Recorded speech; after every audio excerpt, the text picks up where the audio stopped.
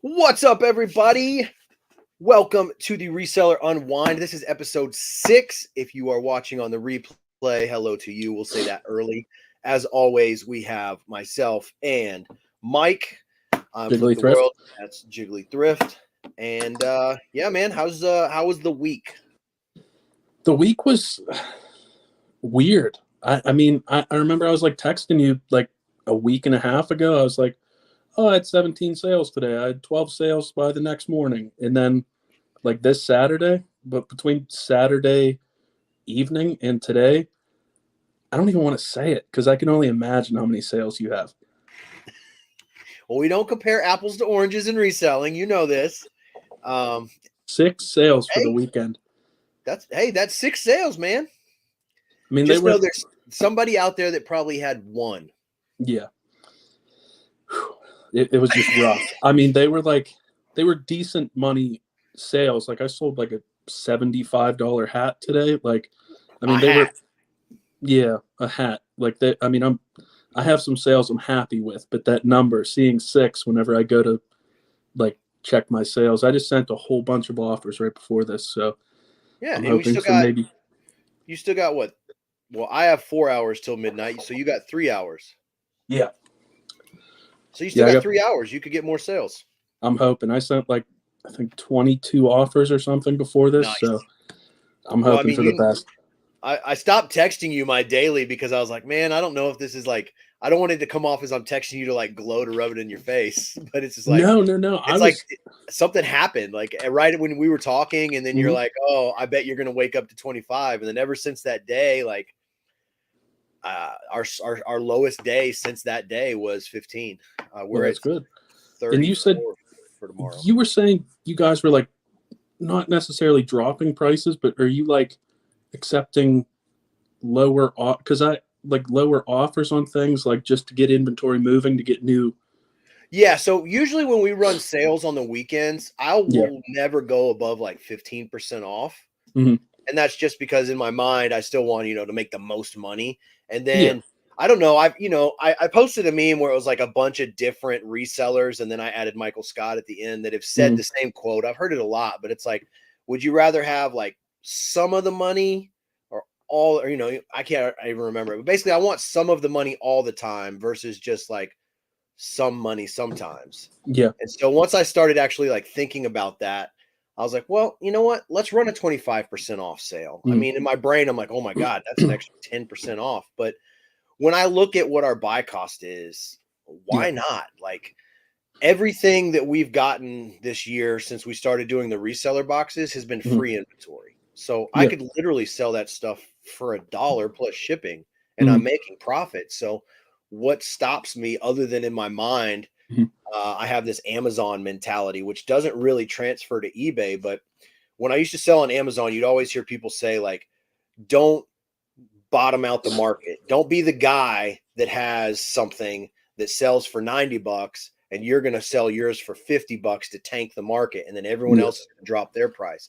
But that doesn't really apply in eBay because if I put a pair of shoes for $25 and yours are for $35, mine are going to sell, and then yours are still available at a good price. Yeah. Because like if you're scrolling through the comps and like a shoe sells for $15 and then there's a pair that sells for $27 and then like $34, you're not going to list it at $15. You know what I mean? Yeah. It's not like you're really tanking the market because a lot of the times with eBay, you do just have one of that item. It's not like you're trying to like control the market on a certain item with like Amazon because, people will go like buy 60 Lego sets and they have 60 of that Lego set. So, I mean, they could easily tank the market. But yeah, we're just selling like one of that item. And so I guess once that switched in my head, I just 25% off sale. And that really jump started the sales. And then I was like, okay, well, let me go through all of our inventory and see where I can really move some stuff around. And, again, the trick of ending and deleting and then selling similar to re-jump that algorithm. And I don't know, whatever it's been, we have not had a day where we've done less than 15. And I think we're just pricing more aggressively towards the market versus trying to maximize our profit. We're just trying to move, basically getting into like volume sales where maybe I'm making $18 profit instead of $24 profit, but Let's get into the chat before I get too far behind. Okay. Devin, first one here, said he came here to get cheered up after watching Michael Scott's farewell. That is a horrible episode, but the positive is he comes, you're not talking about the last episode. You're talking about him leaving. So the episode starts with him on the roof wearing cowboy boots, and Mike and Dwight is feeding him Rocky Mountain oysters that he cut fresh this morning. But yeah, that's a depressing episode. And then honestly, in my opinion, the show kind of went down a little bit after that. Oh yeah. And that's mainly because I don't like Andy's character. I think they just made too many changes during the show. Mm-hmm. Like they couldn't just leave him as one. They tried to like experiment and make him all these different things. I enjoyed whenever he dressed up as like George Michael or something like that. I really enjoyed that episode. That's the only part of his character they like kept fluid through the whole show was that he was like a acapella guy. Mm-hmm. Obviously Stacy's in the chat, and hi, Stacy.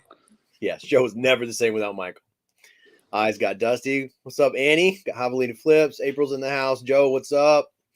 Level Up. What's going on, everybody? Thank you all for tuning in. Again, if you're new in the chat, which I don't think anyone is, we have no structure. We just kind of unwind and talk about how our week was. And if you guys had a crazy week as well, drop it in the chat, and we just roll along with the punches, man. You got notes again today, or you got talking points again? Yeah, I like your shirt. It says Cold Cuts. Yeah, so this is my buddy's. My buddy has a very large printing company called Cold Cuts in Hatfield, Pennsylvania, which happens to be my last name. So I always buy his stuff when he puts my name on it because I'm like, hey, that's kind of my thing. Mm-hmm.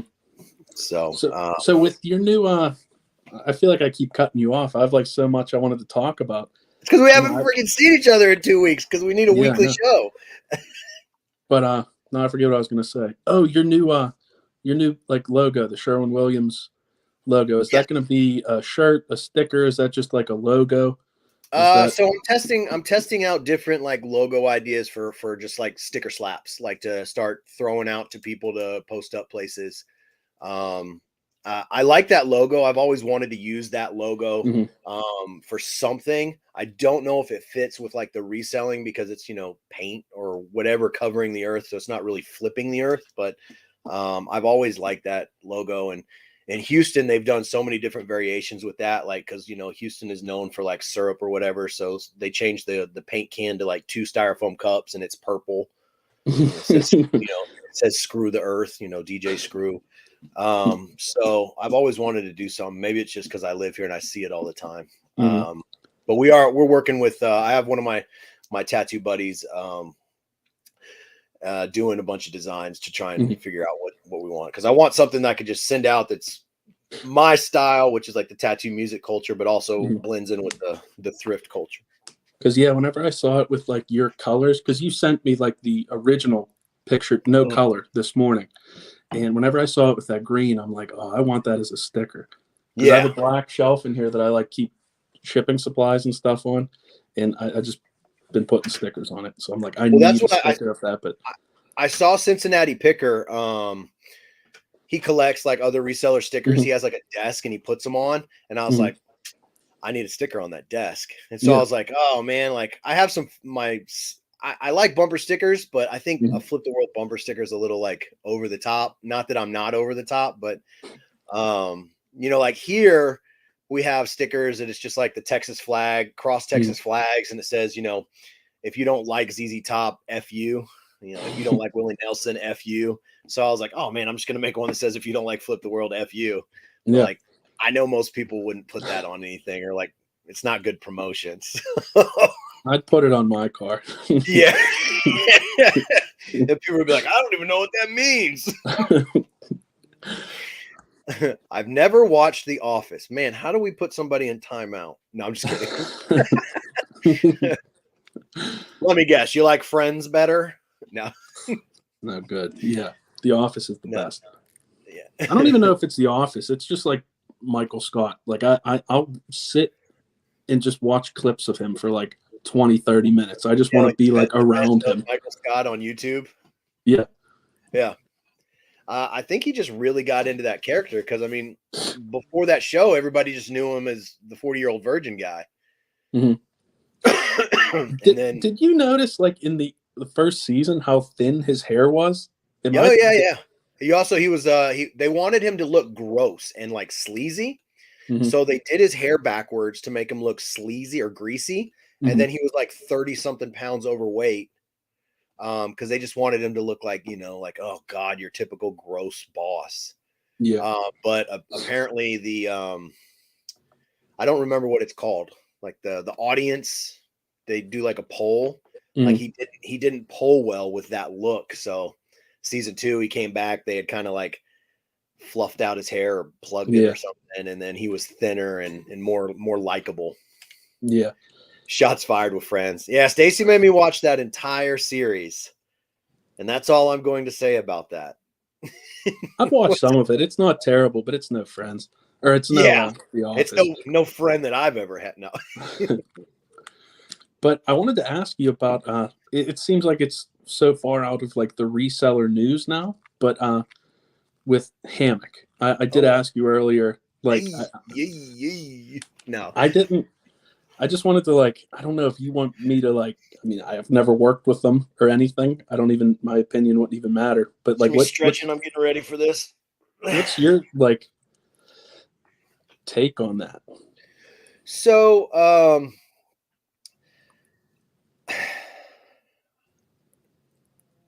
you're talking about the post where they've essentially have partnered with Goodwill in Arizona. Mhm. And really all that means on the back end, again, anybody watching that doesn't know, like I use Hammock. I don't work for the company, No anything like shame. They that. help you. I mean, Yeah, I mean, I use them. I have no problems with their services. Obviously, I like it. That's why I use it. I promote mhm, it. I have a affiliate link. Um, but so I think the best way I can sum this up without getting too like crazy, because it's just the hot take of the day is the way I mhm, look at it. Like, yeah, how everybody went ape shit when Whatnot came out, yeah, and then before that, everybody when List Perfectly came out, and then before that when Vindu came out, and then mhm, before that when it's just the new, and it'll be gone in a week. It's like, mhm, oh, who's banging Kim Kardashian this week? In a week it'll be someone else, so who cares? mhm, Um, and so I think that got a lot of buzz. And then the whole fact of like seeing a company working with a company where people get their inventory mhm, kind of rubs people the wrong way, because they don't do the research to understand what's going on the back end. But I look at it like this. Whenever you see a YouTube video of like a reseller, like a what sold video or a thrift video, there's mhm, always people in the comments that are like, you're the reason the prices are going up at Goodwill because you're showing people how to do this. And mhm. we all just roll our eyes and we're like, that's the stupidest thing ever. That's how I look at this whole situation. It's the dumbest thing ever. If you watched any of my older videos, Jesus, there's a Adolf Hitler Nazi in our chat right now. Oh, Let's get this loser out of here. There we go. Sorry guys. Sometimes losers creep in. What was I saying? Oh, about so if you hammock. watch any of my older videos where we were dumpster diving, Oh, that was Goodwill. Goodwill throws away stuff. They throw away mhm, donations. It's public knowledge. The amount is not public, because obviously they don't want everybody to know that. But they have so much that they can't. They don't have the manpower to process all of it and get it onto the shelves. So mhm, what they usually do, and you can go to any Goodwill and ask a manager, is the stuff that they have they can't get on the shelves. They put it in Gaylords and they sell it to other other thrift store companies like mhm, Family Thrift or a smaller, Penny Saver, or they sell them in Gaylords to wholesalers who then mhm, will sell it to Africa or Mexico or wherever.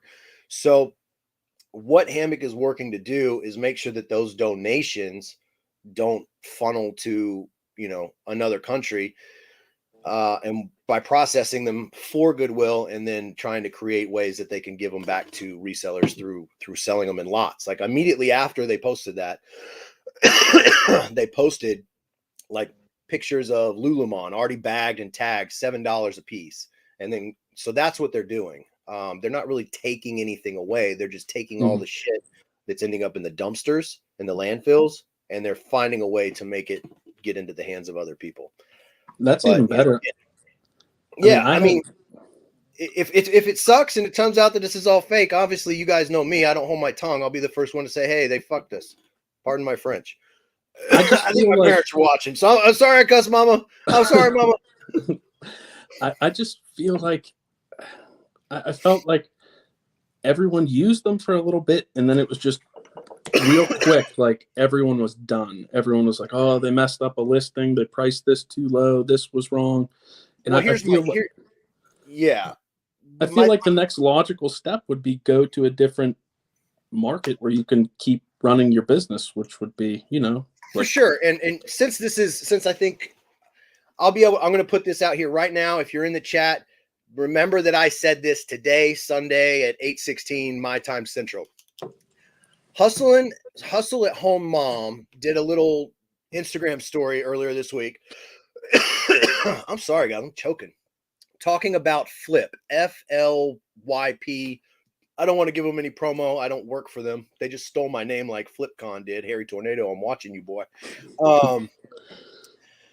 It's a free cross-listing and Poshmark sharing app. It's 100% free. They do it for free. There's no hidden fees or anything like that. Literally, you just create an account and you upload your eBay store or your Poshmark store into their thing, and then you pick what other place you want it to cross-list, and it does it one by one.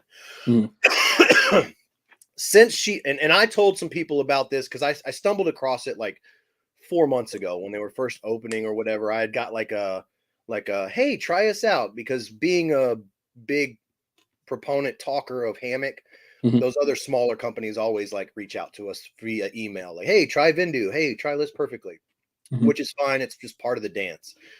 So they had kind of sent me a thing to check it out. Obviously, I don't even cross list, so I wouldn't use it, period. But I'd sent the link to a few other resellers, said, hey, I think this is free if you want to check it out, blah, blah, blah. She did the video last week, and now you're going to see, just like I talked about, all of these other resellers are going to be jumping on the bandwagon, and it's going to be the new big thing everyone's talking about next week. I guarantee you somebody talks about it on tomorrow's live show with Joey and Drew. And that's just the way the world works. It is what it is. Yeah. My thing is, if you don't like something, just don't fucking use it and move on. That was my thing. I mean, at first I was like, what are they doing? Then the more I thought about it, I'm like, I never used them. The people that did use them seemed to complain, even though I think it's the only like listing platform that actually will do a listing for you. Do any of the other ones do it, or do they just No, you have to do the initial listing and then they'll push it to other platforms. But Hammock actually does the listings. You just send them the pictures. I feel real bad about this whole choking situation, guys. I swear I don't smoke. It's just I think I took a beard hair down the throat. That's the worst. That'll take you out for a good 38 minutes. Because it just like gets welded to the back of your throat. Like it's the worst. I don't even know whose water that is. It's probably been there a couple days. So yeah, anyway, that's my take on it. I just think it was like a hot piece of news got posted, and then everybody just went crazy without any context of, well, what does that actually mean? What does that mean going further? Like, and then honestly, there's no nice way to say this, but we all know the type of employee that works at Goodwill. So logically, if you just use your brain for a second, do you think that those employees are going to be able to pick out all of the profitable items and list them on Shop Goodwill? No. So they're not taking away from resellers. They're not going to have the manpower to create their own eBay. ShopGoodwill.com is a horribly functioning site.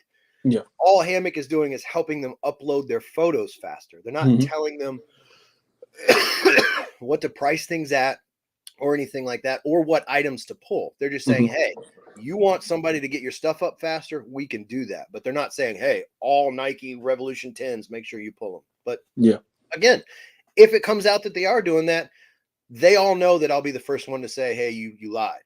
Mhm. That's the one awesome part that I have with that company, is they know that if something sucks, I'm going to say it. Yeah.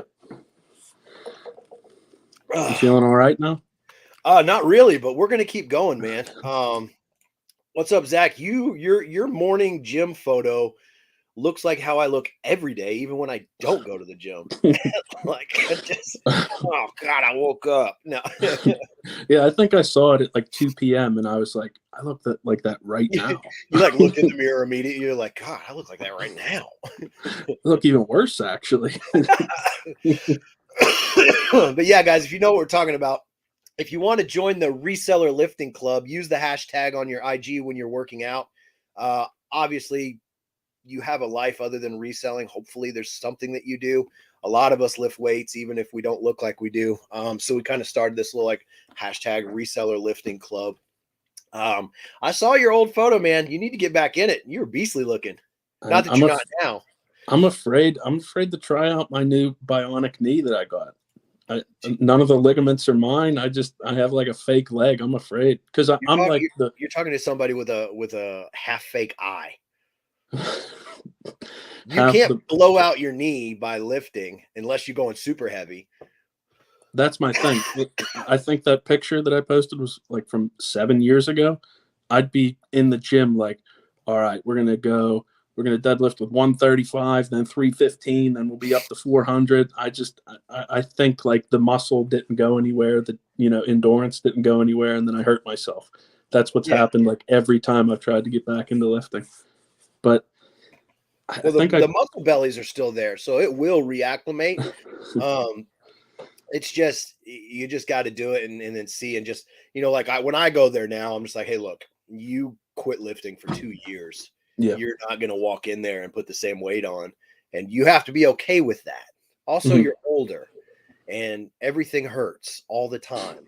So just try to do enough to where you still don't feel like a weakling, but you also know that you're just doing this to hopefully prolong the life that you don't like most days. No, I'm just kidding. I really need to. I stood up from the couch. Sorry, I just burped. That was gross. I stood up from the couch to come get ready for the show, and I'm like, "Is that my kidney? Is that my spine? What is that?" I'm like, "Oh man, ow!" Yeah. Like I'm 28. It's not like I'm running out of time or anything. But maybe, I don't know. But it gets better, man. As you get older, don't worry, all that's going to change. No. What's up, Texas Bandit? Level Up said we need more ladies in the club. I always try to take pictures or like a little video of Stacy lifting so I can add it, because she's there and she's doing the work. It's just, Miss Shy doesn't want to be on the camera. No shame in that. But your last YouTube bins haul video, me and my girlfriend, not a legit argument, but we were like, I was convinced that you don't wear glasses. I don't know. I was just like, I saw you with your hat off and your new hair, and I'm like, when did he start wearing glasses? And she flipped through every single video and was like, he has glasses in all of these videos. Yeah, I don't know what it was, but like, yeah, I don't think I've ever known you without glasses. I just wanted to say that, like, your new head without a hat and new hair, I don't know. Like, I was like, I forgot what you look like. Yeah, it's I think the only videos of me without glasses on the channel are when I was rocking the eye patch after surgery, and I just wore a contact, because I do have contacts. It's just Stacy doesn't let me wear them because she says I'm too handsome looking with them. No, no, I don't have insurance, and contacts are freaking expensive, so I just rock glasses. But yeah, no, that's weird though. That's funny you say that. I was like, I remember him without glasses. I swear I remember him without glasses. It was like you taking the hat off just threw me off. It was like, I don't know this guy anymore. You're like, I'm unfollowed. This is a fake account. But that's not what I wanted to talk about.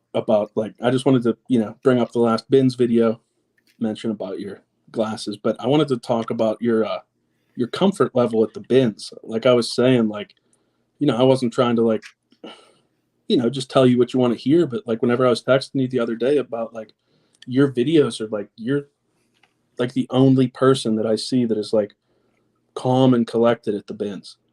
You know, everyone else is like if you were getting in there and like rubbing elbows with people like the whole time and like grabbing for stuff, like it just doesn't make for an enjoyable video. Like you put comps up on the screen and, you know, that helps with the reseller box and like, you know, you're walking around slowly throwing a football to some guy, you know, like. Yeah, he started following right after that because he walked up to me and he was like, "Hey, do I know you?" And I was like, "No, but you're going to be on my YouTube video." It's just very easy to watch. I really enjoy like the calmness because that's how I try to be at the bins. Easier said than done, but yeah, like just stay away from everyone. Well, first, I appreciate it. I think that the way that it's working for me now and for us on the channel is,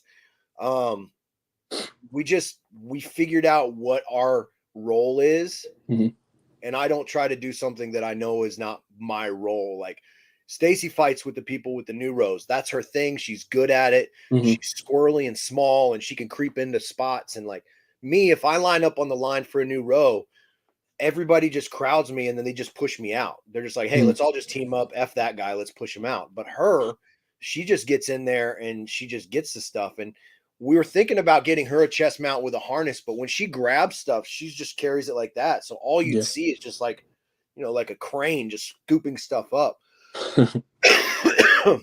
But yeah, so she's the guy, you know, we made a post about it, but she's a chaos benzer and I'm a calm collected benzer. And then we just meet in the middle and I go through the stuff and it works. Yeah. And I think showing the two different ways that it can be done, it makes it for a little bit different video than everyone else is putting out there. And that's my goal. Like once I accepted that our YouTube channel is we are bins people, like we've been, I want to be the best bins YouTuber that there is. And I know I got a lot of work. There's a lot of people that have been doing this a lot longer, but I try to just watch some of their video and be like, okay, well, that's just a plain Jane video. How can I add a little flip the world to the bins? And that's why, you know, I sneak stuff into people's carts and I'll throw balls and I talk with the manager and make jokes and stuff like that. Cause, you know, it's kind of like a job. So these are like people I see every time we go. So I just kind of look at it like, okay, well, we all work together. So why can't I make the bins my own little office and have little pranks and talk with people and stuff like that? And that's like the way it is. Like you watch your videos all the way through, like with normal bins videos, it's like, okay, everything has been purchased. They're going up to the cash register. That's it. I'm going to turn it off. But with yours, like, I'm like, oh, he's going to talk to the cashier. He's going to talk to the manager. You know, I get excited for it. It's funny. I know you're not going to be able to see this, but our last bins video that we just posted, actually, I don't know if this is in the video or if this is the day we went and we didn't film. I picked up this luggage bag. It's just a soft bag, but I've sold this multiple times. I just sold it for $85. Nice. Yeah, it's Hartman luggage, Hartmann. If you ever see Hartman luggage, it sells amazingly. Does it have any like like I don't even know, like traditional styles to look for? Do they have tweed? Like traditional colors? It's leather and tweed. Oh, okay. And then the inside of this one, this is a soft carry-on bag. The inside has horse print, like horses running. But I knew I've sold the hard case before for like $150. So when I saw the soft one, I was like, oh, everybody's missing this. Let me grab it.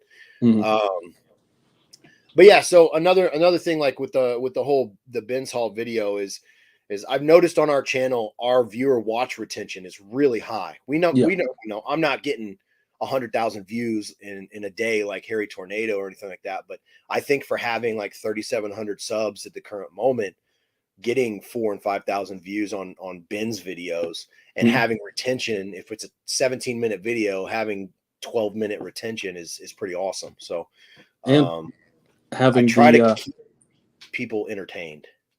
Yeah. And the like 1,000+ views regularly with not saying only having 4,000 subscribers, but like to get 1,000 of those people to watch the video like within the first day, like that's impressive, so. That's what my goal is. Like, I gave up trying to just have like a crap load of subscribers. I want more viewer retention, and I want the people that are subscribed to watch the videos, not just be a subscriber. But and, if it grows, again, my goal for this year, was just to get to 5,000 subs, which was 50 subs a month, and I think we'll be there by July. So, if that, I mean, 2 more big bins videos, because like what I think you gained almost 200 subscribers with like like 2 videos ago. I think it has like 4,000 views or something like that. Like, and you said gained like 200. In the last 7 days, we've gone up like 222 subs. Now some will fall off, whatever. Again, I stopped being that guy that like checks the analytics, checks the followers, checks fluctuation. I'm just kind of, if I keep putting out videos, and I always tell I always try to tell Stacy, like, I got to train the people. I have to train them every Wednesday at 5:30, every Wednesday at 5:30, every Wednesday at 5:30. And that's really what it is. It's just people get into a rhythm. They're like, oh, Joe and Drew shows every Monday night. Oh, Flip the World drops a reseller box every Wednesday at 5:30. And that's just the thing. Like, I have other videos, ideas that I want to do. It's just I don't get them all out. Now, what video ideas would that be? Like, would that be like day-to-day, like vlog style video, or just no? So I want to stay in the line of like reviews, like product reviews. As far as like, I don't know if you can see it right there. I bought a bottom of that awesome cleaner that everybody's talking about for using for shoes. And I'm going to do a review where I compare that to my thing. I got 2 shoes already picked out that are equally the same level of dirt. And I'm going to clean one my way that I've always done, the tested and true Dawn and water. And then I'm going to use the awesome and compare. I did that with Pink Miracle. And that video's got like 20,000 views. And a lot of people are like, hey, thank you. I'm glad I didn't waste my money on this. And so I want to do that with different cleaning products. Not that it's not going to work good, better or worse, but just because there's so many people. There we go. Sonic delivered. Thank you. I just let the best walk in the house now. I mean, we know each other. No, I'm just kidding. Stacy's bringing me water. I guess I'm still dying here. But yeah, just I wanted to at least try to get one review video a week. I'm going to buy some Rejuvenate. I'm going to buy some. I have a list of all the different like cleaning products for shoes, because I think as a shoe reseller, and then also there's a ton of people searching shoe cleaner reviews. I think that's a market that I could dominate as far as doing reviews, because I'm brutally honest and nobody's paying me. So even if Rejuvenate was like, hey, we'd love to send you another package if you did a different review, I'd be like, hey, I will, but if it still sucks, it sucks, Yeah. I cannot be bought, people. That's what I'm trying to say. Anyway, I fell off here. Anyway, wish you could grow a beard. There are books out there. One thing I would say is constantly push the thing up. Grow those follicles out. I'm 40 and the wheels are coming off. My fatness is out of control. No, it's in control. Always remember that. Biggest score this week. Our model for business right now is just consistent bread and butter sales. I don't really look for home runs anymore. I love singles because that's going to win you the championship. But I think that bag's probably our biggest. It cost us $2 and I sold it for 85. So that's going to be mine. Yeah, that's what I told you. I was like, I was making like $25, $30 sales, picking up items that sell for $25, $30, It was just like such a normal week, but it was like, I'm not going to say stress-free, but it was, it was just nice. It wasn't like, oh, I got to ship out this $200 electronic thing or this, $150 pair of shoes. It was kind of just like, it's like what I'm used to. Yeah. And, so my thing on that, on being a bread and butter sales versus home runs. Home runs we're going to get occasionally. You're going to find something awesome, even if it's a pair of shoes. But the way I look at this is the same way I look at Walmart and I look at Target and I look at other sales jobs. That's all this we are. We're salesmen, just like Walmart's a sales place. We just went through 2 years of COVID. Then we went into a slow recession. And now we're going into a wartime recession. Everything's going up. So I would rather have reasonably priced used items moving fast and try to jack up the prices to get the most money, because people are going to start hurting at the pump. They're going to start, even though it has nothing to do with anything, blah, blah, blah. I don't want to go down that road. Everything's going to go up. Gallon milk's going to go up. Everything's going to go up. If I can be the guy that still has $30 used shoes that are clean and in good condition, I'm going to sell more than the person trying to get them $45 for that same pair. Yeah. Utah Bought and Galled. So we changed our profile pic back. I think Drew's salty. He might not be, but he never acknowledged any of the tags on the picture that I made of him, or acknowledged that I changed my profile to his photo with his photoshopped emo hair.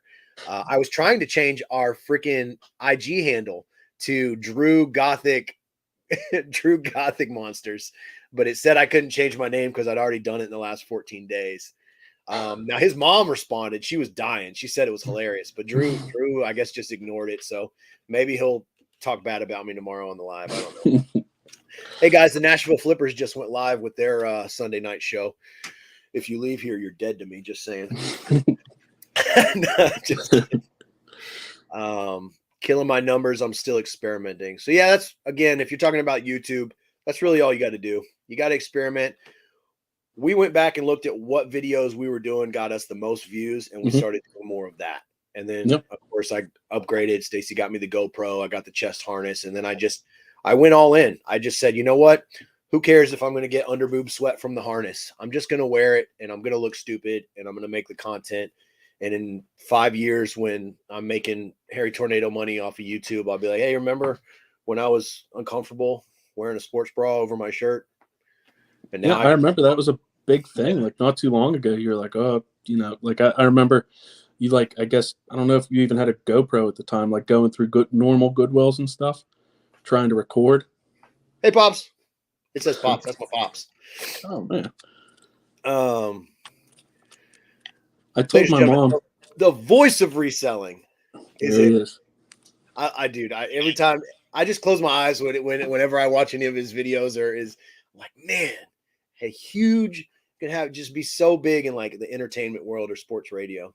So he does commercials and stuff. Did you see the other day he posted he did like a commercial for an insurance company or something? Oh no! Awesome! That makes me so happy, because it's a talent to be able to have that kind of voice. Like, I just found out that I only know his character name. I already forgot his real name.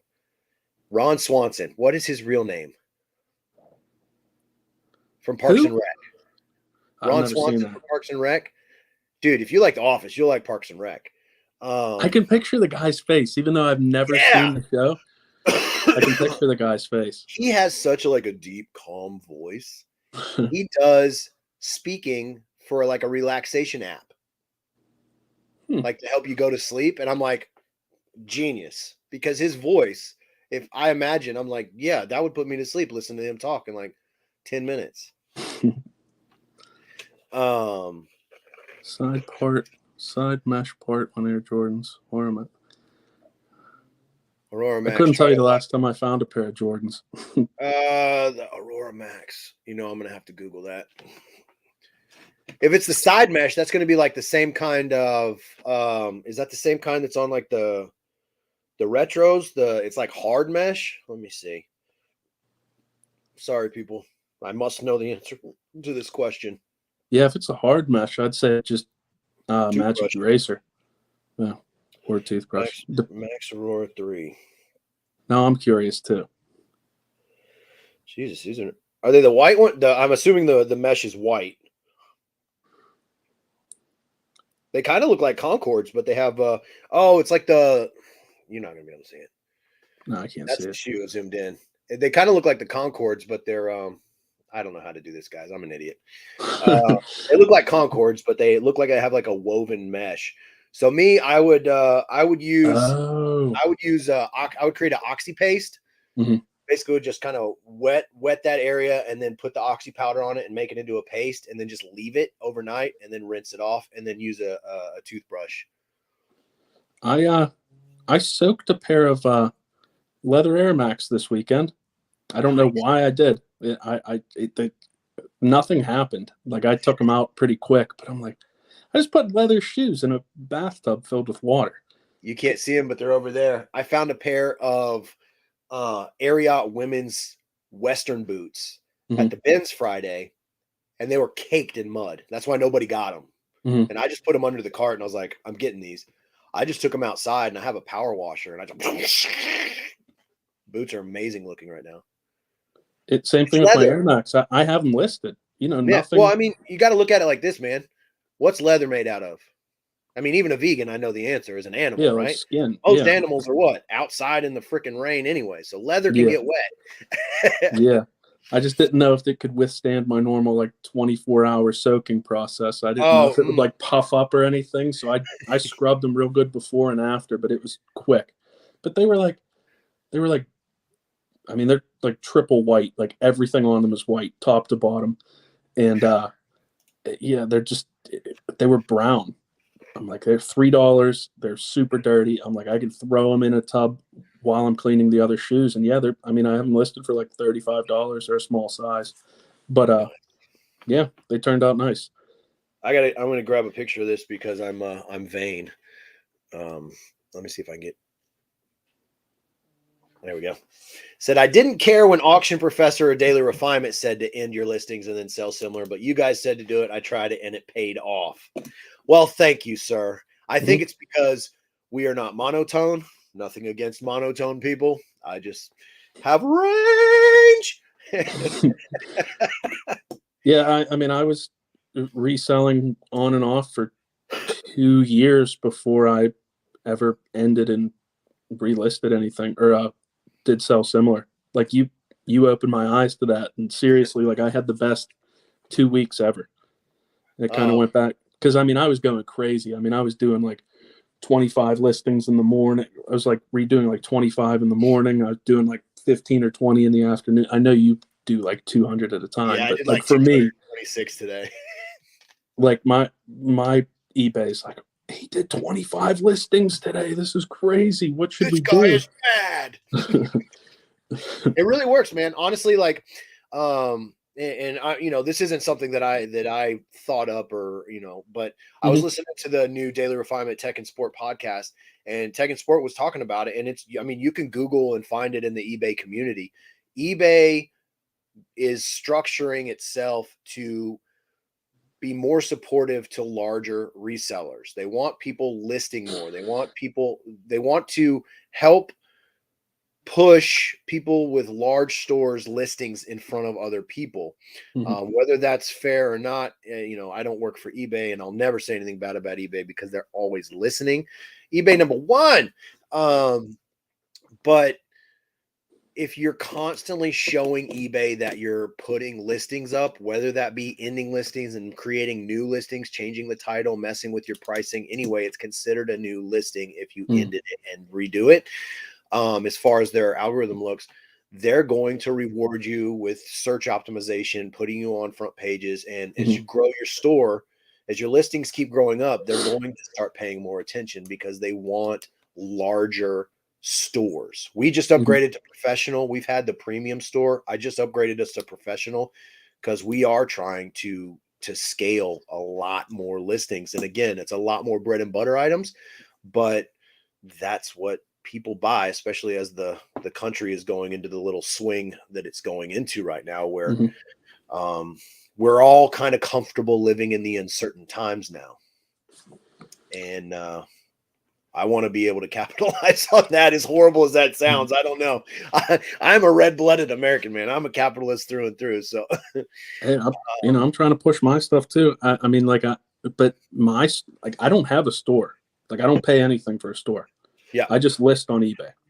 I get 250 listings a month. So if I ended and did sell similar on 200, I'd have a month's worth of listings pretty much gone. Yeah. Well, see, here's the thing. if you do that, have you ever run out of your 250 and then you have to pay 25 cents? I've run out of my 250. I just quit listing. I don't start. Oh, I so don't list over. I'll do like oh, wow. I do 250 listings a month. Yeah. And then that's it. Yeah, that's it. Okay.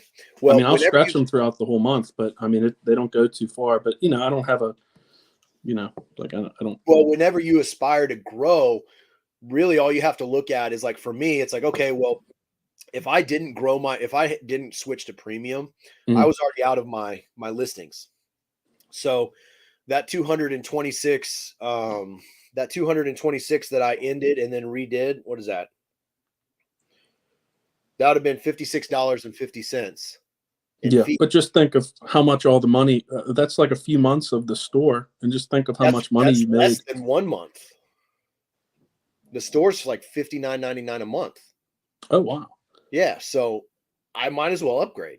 And now I have 10,000 listings. I mean, that's which not I'm even not bad. even close to. The most annoying thing to me is I've been doing 30 listings every day in March with Eric, Red Mountain Reseller. And it's like our listing number will go up and then we'll sell 30 things and then it's back down again. And then I list 30 and we'll sell 25. And it's like we're adding new stuff to the store, but it's selling so fast that our number's not growing. It's only growing like 1 or 2 a day instead of 30 a day. And obviously it's a problem to have, but in your mind, when you're like, I want to end the year at 5,000 listings, and it's like, well, crap, every time I list 30, I sell 25. This sucks. It's never going to happen. It's just a fun little game. And again, obviously it motivates the hell out of me, but anyway, getting back to the chat, cause we're falling behind again. Keith, he had messaged me about, tax exempt, and you just turn your certificate into every Goodwill in Texas. And then when you go there, no more paying taxes, just like the church. Nick Offerman. That's the guy's name. Nick Offerman. White hard mesh. Okay. Awesome. Oh yeah. My mom's a salesman too. She wants me to talk about our new Flip the World hats that we just dropped. So I only did a dozen. I actually canceled or took 2 of them off because I wanted to do a giveaway for one tonight. I'm going to let you pick how we pick the winner, but so my buddy, you can't see it. Maybe it's right. Let me move my arm right there is, he let me borrow his heat press, his professional heat press. And then I just went to the warehouse district and bought the mesh hats. And then he works at a vinyl cutting store. So he cut the vinyl out and, I did it DIY, but they came out pretty clean. So if you want a hat, we're going to give one away tonight during the Reseller Unwind. And then the rest are still available. I think there's like 4 left out of the first dozen. And then we'll do another print, maybe a different color or something. Store expenses, a tax write-off. Don't let that cost you growth if you have time and ability. Yeah, true. Jiggly, you're missing out on the discounted final. Yeah, that's true. You are missing on the discounted final value fee also with having a store. So I think if you're at the 250 one, the next thing you go up to, it's like $26 a month and you get 1,000 listings. Yeah, I think they have one that's like $5 a month. That's literally worse than the free store. I think it's 200 listings a month for $5 a month. Yeah, or something like that. So I'd have to go to like the second level. Yeah, it's like $25-$30. Yeah. So I mean, you get a final value discount and you're going from 250 to 1,000 listings. So then you can literally end and resell your entire store every month and still have 750 listings to grow. And that's the thing. Like, I mean, I'm spending $30 to make, because I mean, whenever I was going crazy in the beginning of the month, like I said, like doing 25, 30, sometimes even more in a day, like, I was having crazy sales. I was having 15 sale days, which, no. I don't even know what the hell that is. Oh, Draft Bank. I'm an idiot. I'm a moron. Yes. Yeah. So what I do, if we have something coming up, I do this. We do the work a few days before, so we can just push them through on the day. Like April 7th, Stacy has a tattoo appointment, and it's a pretty big piece. And I'm going to be sitting there pushing drafts through because I'm not going to be like taking photos or sourcing. So I'll just be sitting there while she's getting tattooed, pushing drafts through. But so we do that. we look at it as instead of a death pile, it's our, our money drafts. Like if we plan trips or something like that. It's a good idea, but like, yeah, I just can't do it. I can't make it through. You're in the position where you're a day by day reseller. Yeah, absolutely. That works for you. Mm-hmm. So but I mean, like I have days where like drafts would help me, but I just like to get them up and just like they're done. Yeah. I don't know why. Like I'd rather do 30 listings one day and then just don't list for a day or day and a half. I don't know why. I'd rather have them up instead of just sitting. Well, I'm going to tell you that that's not what eBay wants. eBay wants you to take those 30 and spread it out five a day for 6 days, because that's going to show that you're active on their app every day. You're going to get more that's sales. what I've gotten. I've gotten better at that with like the ending and selling similar, just with, daily listings. Like I guess that's my draft bank, ending listings and doing sell similar. Whatever gets you doing something on the app every day. Mm-hmm. I've even noticed like spreading out, like leaving, you might even do automated feedback because like you guys are doing a ton of sales. Yes. But like I'll spread out like my feedback. I'll spread out like, I notice like anything on eBay. Like if you ship, I'll usually get an offer like within an hour or make a sale within an hour. If I leave feedback or like change a price on something, eBay really does like having all of your attention. Yeah, for sure. It is a very needy girlfriend. But in a good way, right? But in a good way, if such a thing exists. If you commit for a year, you get a discount. Yeah, so that's what I did too. I committed to the new store for a year. So instead of it being like $59.99, I think it's like $54.99. I don't know. I get a discounted rate. Mm-hmm. And again, it's gonna push me more to pump these listings up. Because again, going back to the whole Goodwill and hammock thing, it's like I don't want to be a live or die by what I find in the thrift reseller. I know that. I have a bigger picture. I don't think mentally I'm stable enough to do a holy crap, my entire business model relies on what I can find locally. I want to wholesale. I want to get into bulk, because that type of reselling where it does work, a lot of people do that, and that's fine. It's higher stress, which I already am like stressed to the max with just my own brain. But also like it's almost like playing Russian roulette, because you never know what you're going to find when you walk into the thrift. Like that's one thing all resellers say. You never know what you're going to find. But you might find nothing. Nothing. Yeah. And if you're using this to pay your bills, that can get stressful at times. And I don't like the added stress. So, like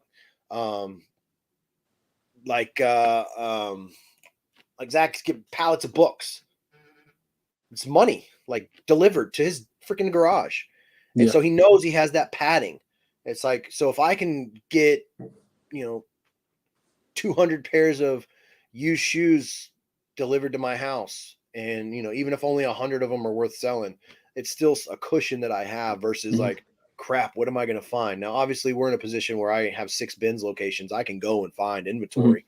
But I don't want to be a live or die by the thrift, and I think in the long term you don't want to be that. That's a stressful life, man. Because you start getting desperate, and then you're picking up like, 3/4 of the tread's gone, but the tread on the front's okay. You start lowering your standards. It's kind of like when a good analogy would be like, let's say you're at a bar and you're like, you know what, I'm going home with a 10 tonight, and here it comes. It's almost closing time, and you still haven't found a partner to go home with. You're like, you know what, that one over there will do. And that's what happens. Mickey Gilley sang a song about that. I didn't make that up, guys. But that's really what it is. And I agree with that 100%. You do start lowering your standards because you're like, crap, I haven't sold anything in 3 days, and the light bill's due at the end, in 7. I need to just get some crap and sell it for $10. And I'm guilty. And I can't. I'm like, mentally I can't live that life. I have to have that cushion that comes with like the whole investing and like preparing for down the road. Like I don't have the mentality of like, all right, Chris, you have no sales and you have rent due in 7 days. Go. What? I'll just, mom and dad, stop listening. Cover your ears like this. I'll just go sell drugs. It's the only way I know you can make money fast, you know? But yeah, I don't know. Like the way I was reselling in the beginning of the year, whenever I thought like, like, oh, I'm heading into this year, I'm going to crush it. And that's whenever I was like, just getting desperate, grabbing anything. And like, like you set your standards low and then you go to the next store and you're like, well, I picked up that bad pair in the last store. This is only $1 more here. I'll just buy them. And I just like the inventory I picked up in the beginning of the year compared to like what I'm picking up now is like, I mean, I'll go to, before it was like, I'm going to go to 2 thrift stores, get home, clean my shoes and be done for the day. Now I'll go to like 8 or 10 thrift stores just to make sure like it is, because I mean, $6, $7 at a time for a pair of shoes, if not more. I mean, it adds up just sitting in your inventory. And that's like what I had to learn quick whenever I went full time, like in the middle of last year. Yeah. Because, whenever I had a job, I was getting like monthly bonuses and my health insurance was paid for. And I just go to the thrift store and just buy like 50 pairs of shoes. Some I sell for $15, some sell for like 25, 30. But yeah, I've been trying to like tighten up my sourcing. Yeah. This year. I mean, honestly, like, again, every reseller is in a different position. So that's why you're able to do so much within this trade of reselling. Mm-hmm. Like, there isn't 2 resellers that, I mean, you sell shoes, I sell shoes, Renzi now sells shoes, dealing with Dalton sells shoes, but all of our financial lives are completely different. And we structure our reselling business based off of our own personal. And so everybody resells differently. You're in a position where you don't really need that much. Mm-hmm. So you can kind of, as it goes. But the one thing that I think is important, no matter where you financially are in the realm of reselling, is you have to stick to your standards. Like you can't, if you get sloppy and you start lowering your standards, then it makes everything kind of trickle down. Like you'll notice maybe you're not going to get the best feedback, or people are going to be like, oh man, like he has all these nice shoes, but then look at this other crap. Like, what if these shoes aren't really that good? It's just really good photos. Yeah. So I just, no matter where you are in your journey, I think if you just kind of set standards, for us, for a long time, our standard was just sell-through rate. If it's below 65% sell-through rate, I don't care if it's if it looks brand new with tags. Like, what's the point?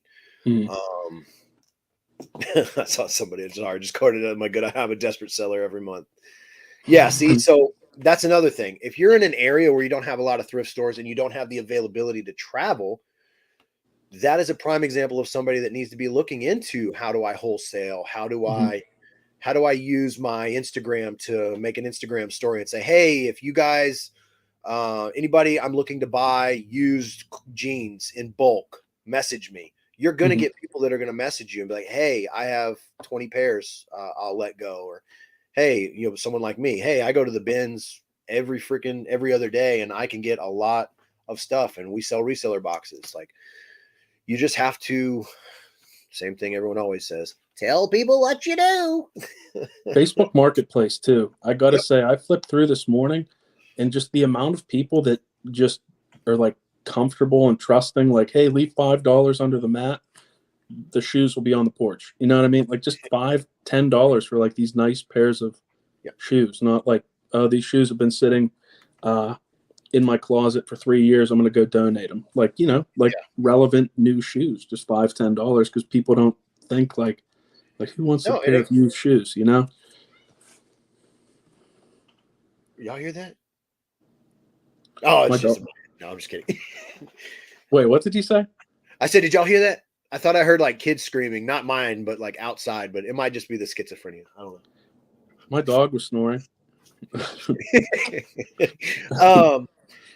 No, yeah, Facebook Marketplace is a great place to source, honestly. We get lots of shoes there all the time.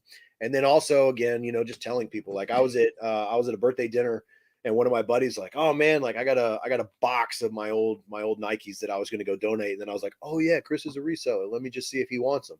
And so of course I'm going to get those shoes. Yeah. But yeah, like Hustle and Hooks, they made a post. Hey, we want to buy stuff in bulk, and you see how much stuff they've been getting. That's just from people on Instagram reaching out to them. So, not to get all Gary V and tell you to hit the free spot on Craigslist and go pick up, coffee tables and sit on the train with them. But it's an option. There's literally, you can get stuff anywhere. You don't have to just go to a thrift store. I mean, you could be in an area like Cincinnati Picker, where yard sales is like a regular thing. Mm-hmm. Flea market. But again, I am not the kind of person that's going to base all of my inventory off of just thrifts. I can't do it, because I can't be a stressed out reseller. My income goal is 3 times my monthly expenses. That is a very good goal. That's That is an awesome goal. My goal is my monthly expenses. Yeah, I live at home and my expenses aren't high. Oh man, yeah. Stay as long as you can. Unless you're my children, live at home as long as you can. Yep. Don't move out. Yeah. Oh, it was the cats. Stray cats outside. They like to mate in our front yard. It's the weirdest thing ever. And they talk like children while they're mating. You see them on the ring cam. They're all just like, look what I can do. I hate cats. I don't know if I've said that publicly, but I do not like cats at all. The worst animal. Just because they don't need us. That's why. Cats are self-sufficient. I don't like that. Yeah, I don't know. Most people in the chat, though, by the way, 32. So shout out to y'all. Make sure y'all hitting that thumbs up. We are trying to grow this bad boy out. As you can tell, there's no direction. If you have something you wanna bring up in the chat, man, drop it. Any topic. There is no script, no topic, untalkable.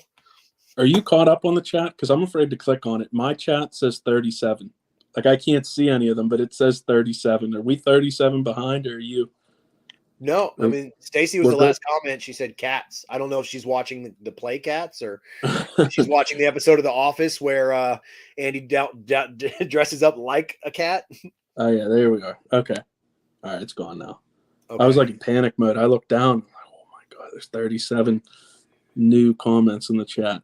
No, I told Stacy last time, because I got so far behind in the chat because I was just engaging with you. I was like, "Oh, just like start bombarding the comments, like you're skipping us, skip, to draw my attention, or like side text me, be like, hey, stupid, check the chat."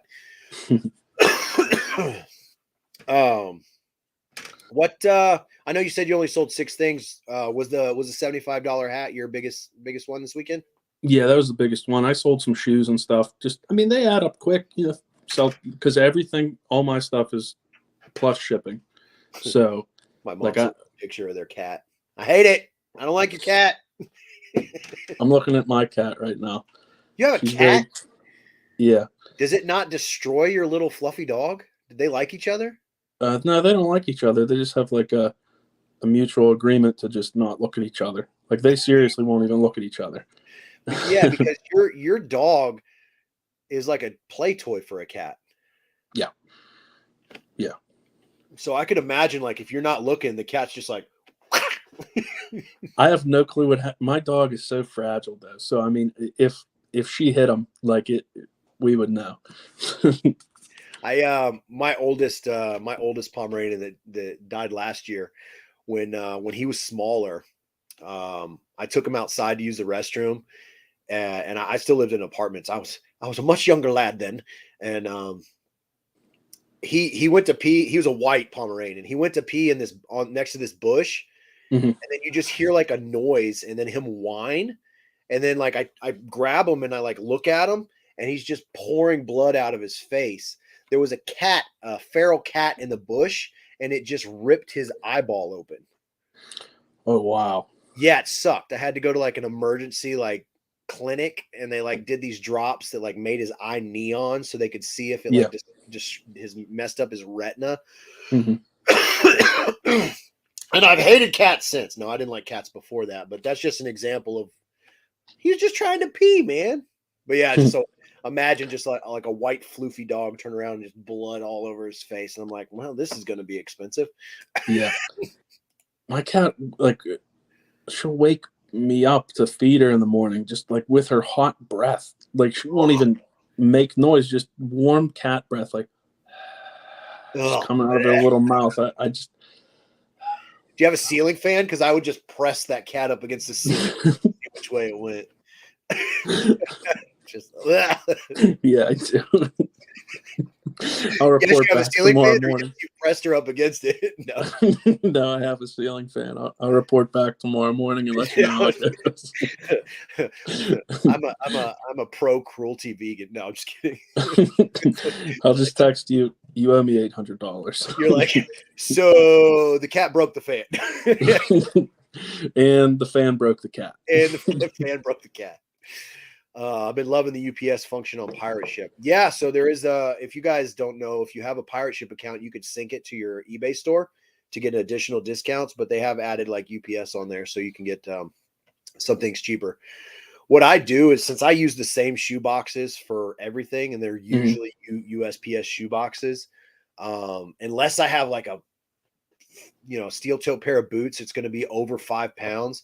Then I'll pack them like they're going to be in the UPS box, and then I'll be like, oh man, it's like $9 cheaper if I go to UPS ground, and then I have to scramble to find a brown box, which I just go to a green dumpster behind a convenience store and grab a box. But yeah, if you guys don't know that, set up a free account on Pirate Ship. You can actually sync it to your eBay store and get additional shipping discounts.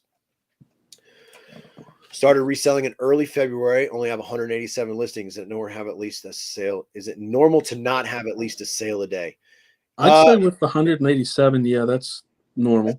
Yeah. So it depends on what you're selling. Like, are you all over the place? Because usually new resellers are just trying to make money on whatever they can find. Yeah. If you haven't niched down yet, that could be why. And then again, it comes down to just like what you're selling versus what people want to buy. Another thing that I think eBay has made 100% free for everybody, regardless if you have a store or not, is the Terapeak research tool. Yeah. It's very easy to use. It can allow you to look at sold comps for 365 days, so a little longer than 90 days. And you can find out, and you can also just look by top selling things within a given time frame. So like for me, I'm constantly looking at what the number one selling jeans are in the men's category, women's category, and then also shoes. Speaking of jeans, do you remember those jeans that were like real big at the bottom, like cover your whole shoe? Jinkos. Yeah, kind of like that. Tacos. I have a pair here called Greed, and they are like, yeah, they're humongous. Like, look how big that leg is at the bottom. Nice. Like, that's covered. Sorry. They sell for like $60 too. That's nice. Ridiculous. Like, I don't know who's wearing them. I haven't seen a single person out in public in those. So, like, I don't know if people are just wearing them in the comfort of their own home, paying $60 for them or what. But no, so Limp Bizkit's back on tour, so that's why those pants are popular again. No. Stacy found a pair of those Free People, which is a Bolo brand. I had no idea. But they were I think of course they sold immediately because that's like a huge, very popular brand. They were called Extreme Flare, and they were women's jeans, but the bottom cut was like 32 inches. I was like, I can almost put these on backwards. This makes no sense. Like, I kind of wanted to be that weirdo, that creepy weirdo that like messaged the buyer and was like, hey, not to be a weirdo, but could you send me a picture of how ridiculous you look in these? And then be like, hey, Stacy, I'm going to ask, but it doesn't mean anything. I just want to see what this idiot looks like. They'll be covered. That, you know that. Yeah, I'm just like, could you just like make a little 5-second clip of you trying to walk wearing freaking denim house on your legs? Like 64 inches of denim from the knee down.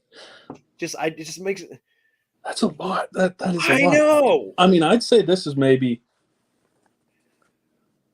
16, 17 inches. I don't know if size. Yeah, and that's only on one leg. So imagine both legs.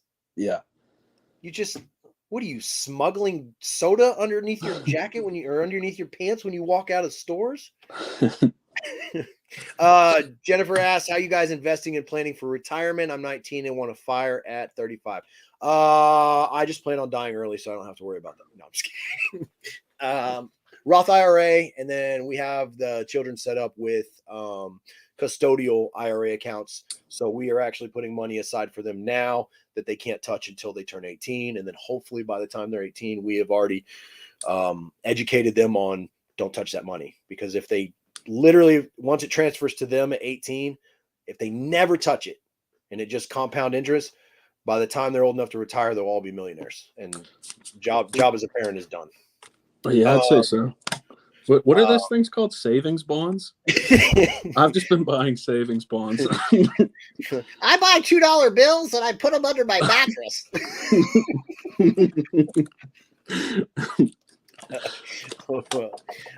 So yeah, really, that's all we're doing on our end. And then Mike resells month to month. So yeah, I'm not planning on retirement. I still have like money in my 401k from like my old job, but I mean, it's not like growing or anything. It's just there, and I'd have to pay like a 60% fine or whatever it is to get it. So I mean, I just chalk that up as I have no retirement right now. You know, so I mean, honestly, for people in your age group and then my age group, there's probably not going to be any of that stuff anyway. You know, the whole world's going to be gone by then. No, I'm just kidding. We're all going to be gone in 30 years, so it doesn't really matter. None of this really matters. No. My puppy scratches my older French bulldog's eye because she always wants to play 3 times in the last few months. We have a blind Boston Terrier. And yeah, we try to not let any of the kids or other animals mess with him because he has no idea it's coming. I went to my mom's house for dinner and she just got a blind Pekingese, which is the kind of dog that I have. Flat face. Yeah. And it just stands up on its back legs. Like you say its name, I forget what its name is. Sheila. It gets in a human stance? Sheila. Yeah, it gets in a human stance, like with its paws like that. And if you call her name, she just looks up in the air. She doesn't know where to look. She gets all Stevie Wonder. She's a little. Yeah, have you ever seen Shaq talk about Stevie Wonder? And I never did. Shaq used to live in the same townhouse. Mm-hmm. And there was they had a shared elevator to their private suites or whatever. And he's like, look, man, I'm not saying that dude ain't blind, but I'm saying that dude ain't blind. He's like, because I tested it out. One day I saw him coming out of the parking garage and I hurried up and I got in the elevator and I just stayed in there and I didn't go up or anything. And the door shut. And then here comes Stevie. He pushes the button and he gets in the elevator and I'm just standing in the back corner, quiet, not talking, not breathing. And he goes, what's going on, Shaq? He's like, how did he know I was in there? That would be terrible. Like to it was so bad. Be in the presence of Shaq and not be able to see how big he is. Like I'd love to like see like how big, because I mean, you know, you hear his deep voice and stuff, but I mean nothing compares to in person. No. If I see someone that's like 6'3", I'm freaking out. Like, look at this guy. You know, I couldn't even imagine. I have something I want to talk about regarding big man, and it has something to do with weightlifting, but I want to get through this real quick because I feel like we're falling behind. Did you see Dixon talk about promoting listings at 10%? What do y'all think? I tried it instead of running a sale this weekend. Okay, so Dixon, Marcus, I believe, is part of the Tech and Sport Daily Refinement Patreon group, and so that is one thing that they talk about is promoting listings at 10%, so you can be like at the top of the echelon as far as your items on the view page. So if your buy cost is low enough where you can do that, I mean, go for it, because not all of your sales are going to become our promoted listings. Yeah. Because we promote all of our listings, but most of the stuff that we sell, it doesn't say that it was because of a promoted listing.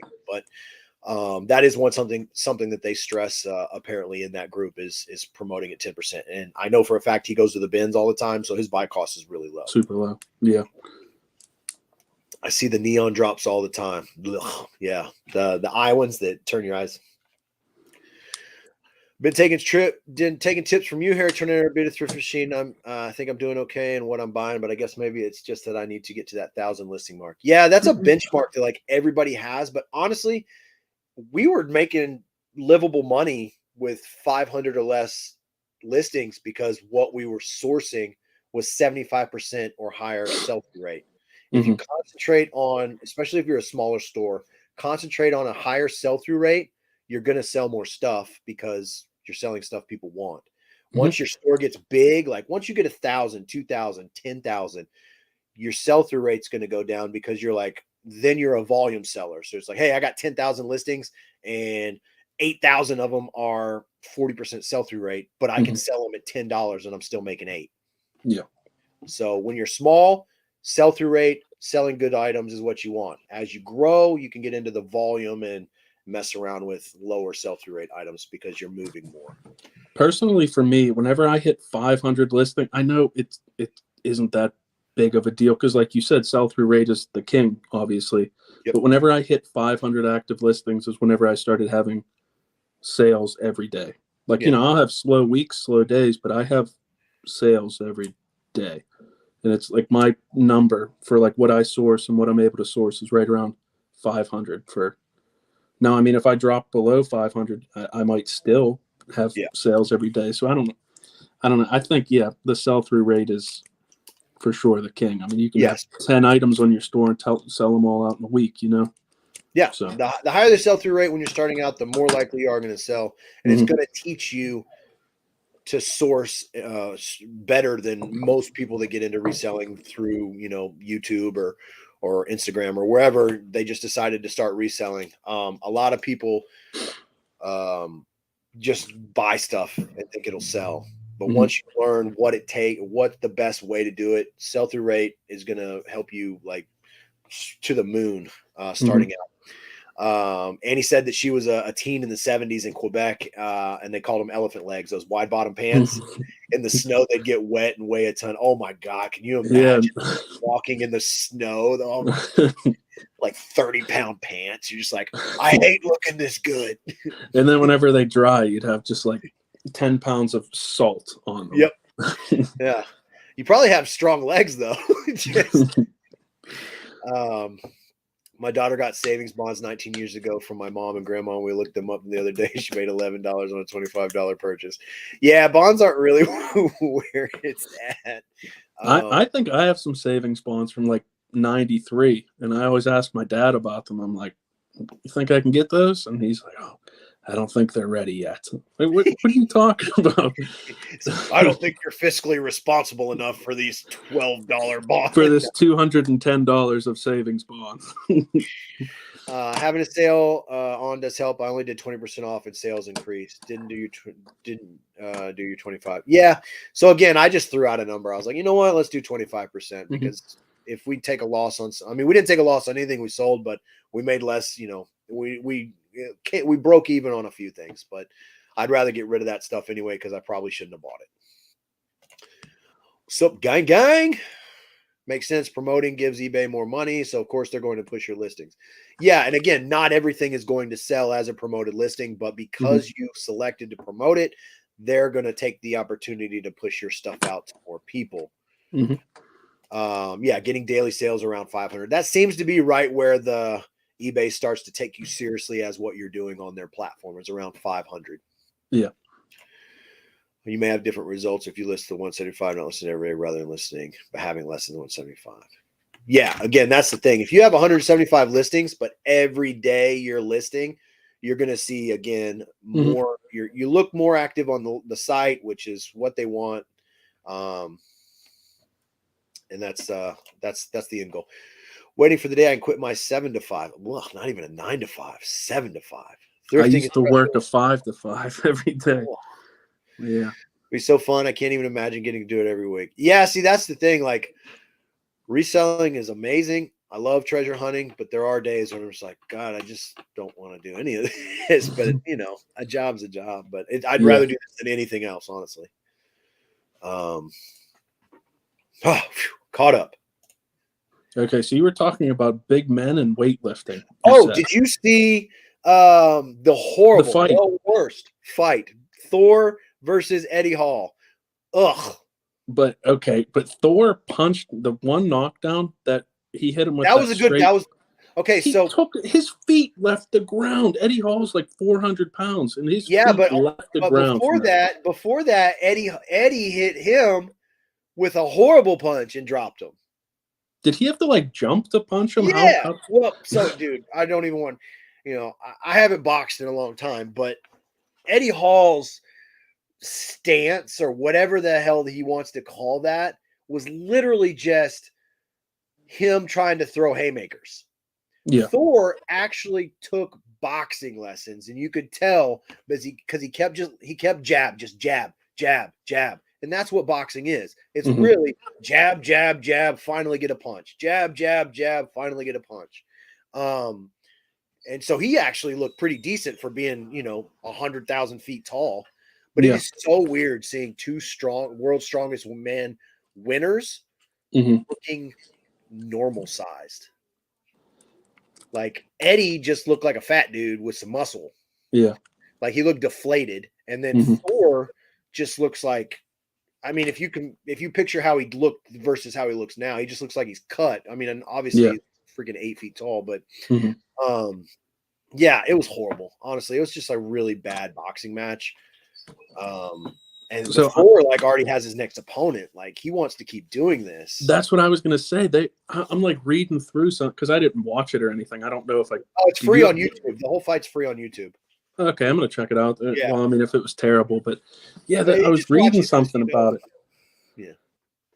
And they were like, yeah, here's the list of his possible next opponents. I'm like, what? Yeah. I want to see him fight Mariusz Pudzianowski. It's just like, oh my God, guys, just stay in your lane. Like, why does everyone want to box now? Because Jake Paul is making so much money doing it that everybody's like, oh yeah, it would be like me. It'd be like, okay, well, I have to use somebody bigger. So let's say Harry Tornado wanted to start getting into boxing. He's like, oh, I want to fight, Flip the World. And it's like a huge spectacle. And, you get to make all these like rivalry videos and talk trash. And it's all about money. Like boxing has so much money to throw out versus like UFC has no money to throw out, or that they want to pay people. Yeah. So that's really all it is. Like Jake Paul is like exposed, like how anybody, I mean, this dude was a YouTuber that made stupid videos about literally the dumbest shit ever.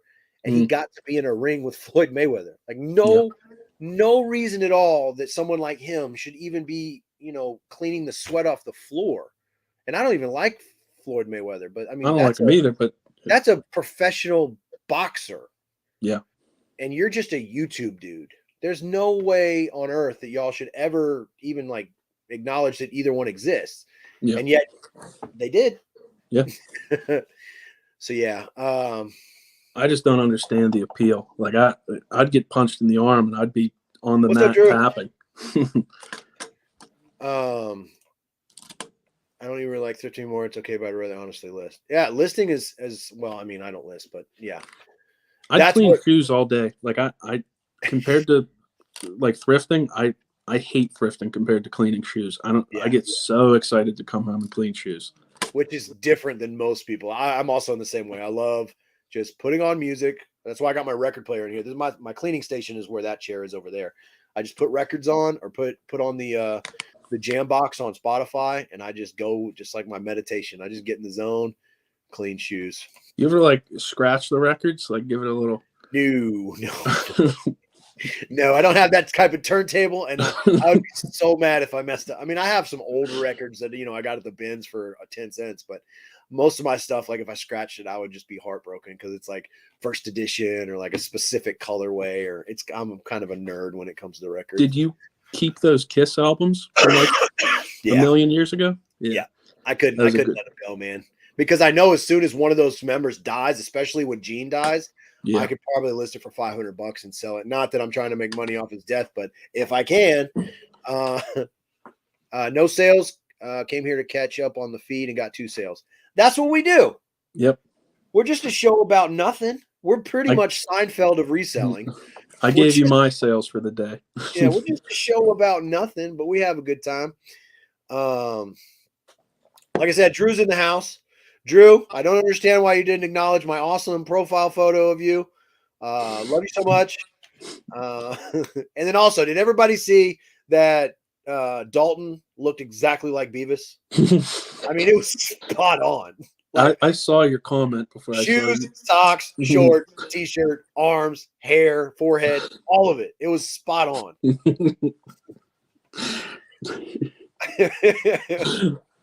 Later, Dana. I will fight Dalton or Joey any day. I would pay money to see that. I think that would be an awesome. I see, again, there should be like a reseller boxing for charity or something like that. I already have my opponent. Yeah. I'm not fighting anyone. I'll be the referee. Mike's gonna be like, "Can I just hug everybody?" I'll be the special guest referee for the boxing event. Yeah, I'm not trying to get punched. Special guest hugger in the building. Mike Jiggly Thrift handing out free hugs to everybody in attendance tonight.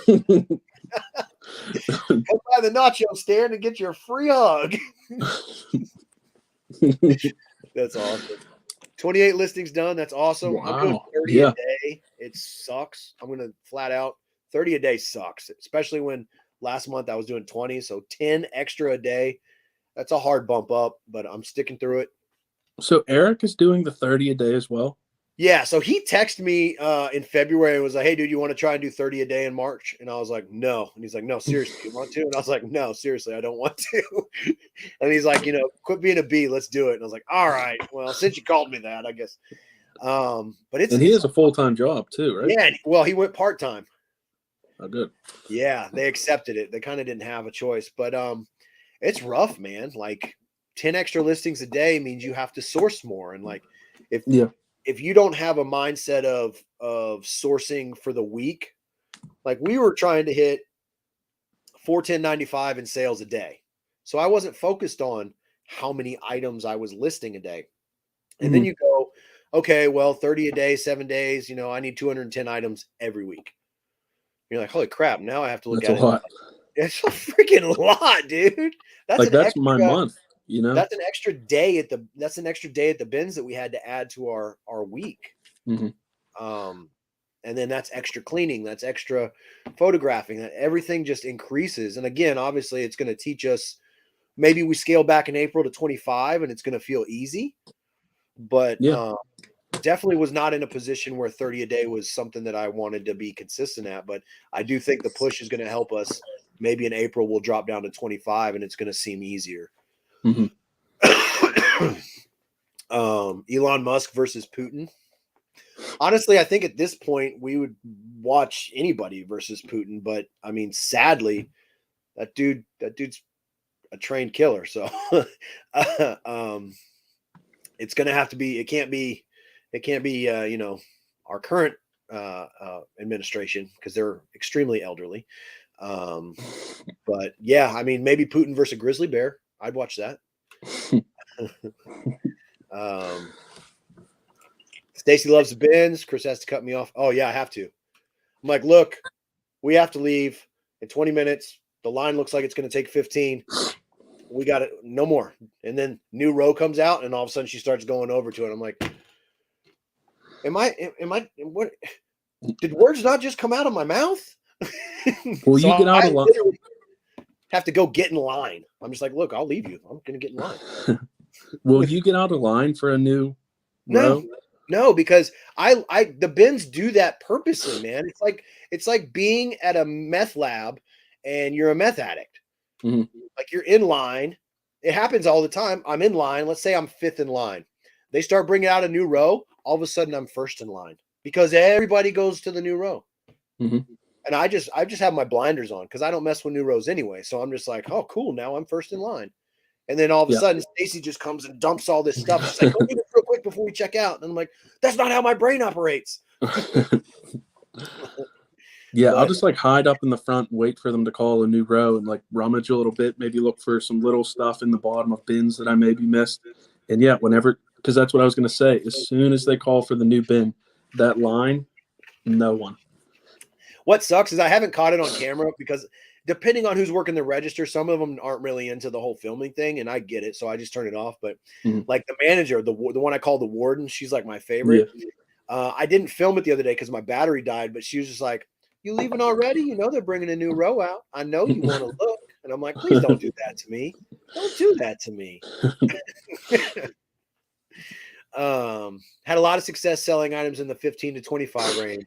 Yeah, exactly. Again, that's the thing. Like, you have to base your store basically on the current situation of the world. And the world right now is everybody's struggling in some aspect financially, unless you're like a day trader or in the oil and gas industry. But most people feel comfortable spending money even on non-necessary items in the $25 to $60 range. So I like to sell things in those range. And then of course I'll have the things that are higher, my home runs, but somebody can buy let's just use jeans. Let's say somebody buys a pair of jeans. They're comfortable paying $20 for a pair of used jeans because if they don't fit, or let's say I don't accept returns, they don't fit or they don't look good in them, it's $20. Who cares? But, we also, and this is one thing that I always kind of laugh about. We live in a society where people get on social media and they're complaining about gas going up, but then they still wait in line to buy $7 coffee. It's just like, that's a gallon and a half of gas that you're complaining about. Priorities. So yeah, priorities. But everybody seems to like the $25 to $60 range. If you look on, again, using the Terapeak on eBay, that's the most selling area as far as used items. It's in the $25 to $60 range. And it's a win-win because, I can't speak for everyone, but, we're sourcing stuff and sometimes $25 is like 5 times what we spent on the item, Exactly. There's fees and stuff on there, but, give or take 5 times your investment, Yeah. And not to, turn into the tech and sports suckathon show, but he said something in the last podcast that kind of just clicked in my brain. It's like, you just said 5x.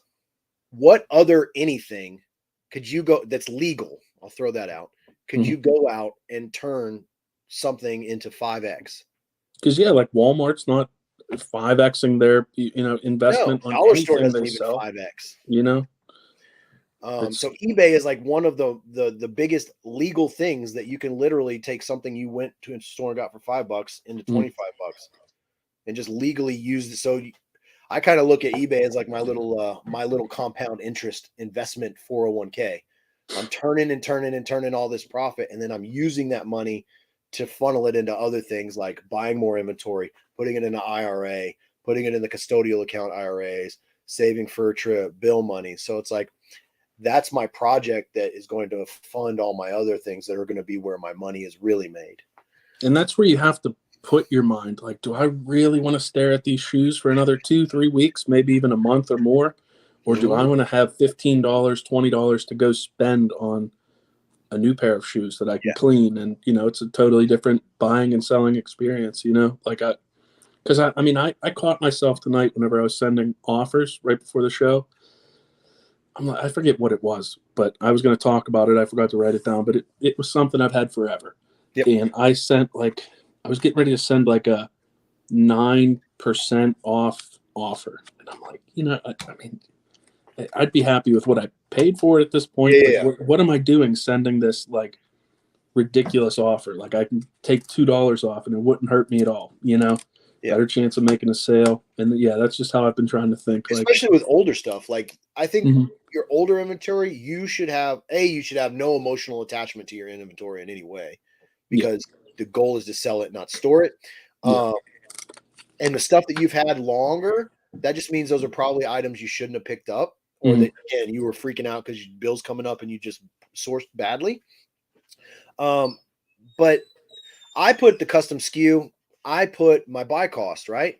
So if I'm sending out offers, I can just go through and see what my buy cost was, and I know what I need to make, bottom line. And if it's been there for 120 days, I'm going to send out a rock bottom price because I want to move it, get that money back, and buy something better.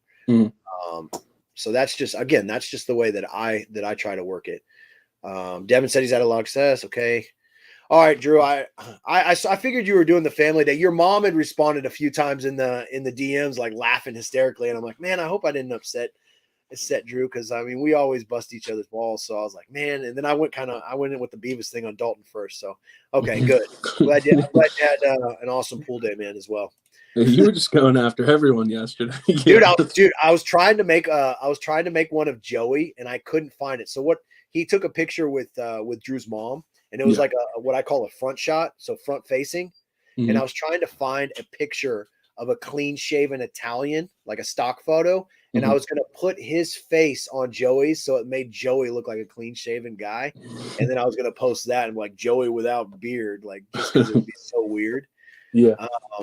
He says Joey has like a 12-inch reach. Yeah, but Joey comes off as like Mike here. Joey's more like a I'm gonna reach out and hug you kind of guy. Like, and then Stacey Dalton, but I will say Dalton, like, you know, I got a big forehead too. So Dalton's got a forehead that just says hit me. If I could find enough to list 30 a day, yeah, I mean, that's the goal. The more you list, the more you sell. Everybody says that, but 30 a day is brutal if you don't slowly creep yourself up to it. See, last week was slow. It's the ebbs and flows of all business. Like again, that's just the way it is. Like if you sold, this is what I tell for you, Mike. You said your weekend is only 6. Does that include Friday or is that just Saturday and Sunday? That was Saturday evening. Okay. Till right now. So okay, I shipped Saturday. So off the top of your head, do you know what you did Friday? You could just 8, guess. I believe. 8. You know Thursday? I don't know Thursday, but I know that I sent out 8 on Friday or whatever, and then it was Friday because I ship on Friday, and then so I sent out 8 on Friday. I think it was like 4 or 5 on Thursday, if I remember correctly. Okay. But yeah, I remember. I'm just trying to go back through your week. So do you remember Wednesday, Tuesday, Monday? Oh no. Okay. So let's just do Thursday, Friday, Saturday, and Sunday as of right now. What is that? I think you did 18. So your average is still it's like me. If I sell 25 today and then tomorrow I sell 5, that's still 15 a day average. I'm cool with that. Yeah. It's just the way, it's the roller coaster of business. I'm honestly, like, it's just hard because like with social media and stuff, and then just like, working for ourselves, like we have our phone all day. So it's like, whereas like if we had a part-time job or a full-time job, you could be like, okay, it's been 8 hours since I checked eBay. How many sales, how many offers, how many messages do I have? But like we're free to check our phones a million times a day on there, checking comps and stuff. Yeah. So it seems slow. And then like you go on Instagram and people are like, oh, sales are slow. And then you're like, I think of it, mine are pretty slow too. It's like there's a lot of outside influence. I mean, obviously, you just get into your head because we're in the bubble, the reselling community bubble, and so like, am I doing something wrong? Did I do this? Did I do that? It's just like, like earlier in this month, everybody was having issues with the eBay app. Like it wasn't allowing them to sell similar. That can get frustrating and then cause people to mess up their listings or try something. And it just, again, there's so many outside things. And then we get in our head trying to compare ourselves to another reseller that's not even in the same ballpark or the league of what we're trying to do. So I try to look at it like, oh, well, if I had a slow day today, but I had a killer day yesterday, it equals out to where I'm right where I need to be. Because like you were saying, like from Thursday to like now, you said you added it up. I had like 18. Yeah. And then the week before, I had like 14 alone on a Tuesday. It's just like it's just very. I'd honestly rather it be consistent, like 5 or 6 a day instead of like ridiculous and then 1. It's just it's rough. But I mean, it is what it is. I'm still happy and still my bills are paid. So yeah, exactly. If you're just trying to do your 250 a month, then you're going to hit those goals. Olive oil. I'm going to say I pronounce that olive oil like Popeye. I shop the bins until I'm worn out or bored, whichever comes first. So yeah, we're usually at the bins until I start until I start getting like really hungry and my mood changes like immediately. Like I'm just like, I will kill someone. This is not going to be good for photo or for filming. Let me turn this off right now. Which it's like, I know this and I still don't like put food in the car. Like I don't meal prep because we go to the gym and then we go to the bins. And so like, I'm already like, my body hurts because we just worked out and then we're at the bins doing our thing. I'm filming. being, the flip the world character that's less mouthy and more informative. And then all of a sudden the hunger hits. So I'm just like, I'm going to go ahead and turn this off. I just start looking for candy in the bottom of the bins. Like I look That's for the best way to like describe it. I'll get a little mouthy at the bins whenever I've had my fill. Yeah. I start looking at kids that people have like just pushed over in a cart somewhere. And I'm just like, you got any snacks? What you got? Give me some. Like I'll get mad whenever people are like bumping into me. Like that's the whole point of the bins. Like that is the bins. Yeah. Like I'm like, okay, I've had enough now. And that's whenever, but it is a very quick switch. I must admit I am too. Yeah. Well, that's why I just turned that off and I'm like, the world's not ready for that. Because really it's just, hey, fatty, just eat something. Carry something in your pocket. Like, you know how to solve this. Like, yeah. Oh man, I miss my mom. Good night. Thanks for watching. Yeah, thanks for being here. That's pretty cool. Yeah, see again, I look at like the big, like the home run stuff as the long tail items. Like unless obviously it's like a popular like Dunk or a Jordan, or you find some like shoe that everybody and their mom wants. But a lot of the stuff that we have on our eBay store that's priced really high, I know is going to take a little bit to sell because it's a select market. Again, I talk about that all the time. That's why I don't get into the sneaker drops and selling all that stuff, because you're limiting the amount of people that actually want to buy that stuff.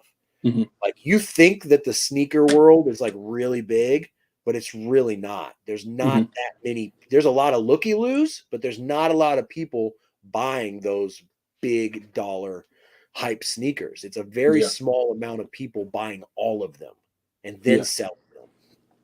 But your everyday Joe's not out there on eBay trying to buy $1,500 pair of Jordans because they missed the sneaker drop.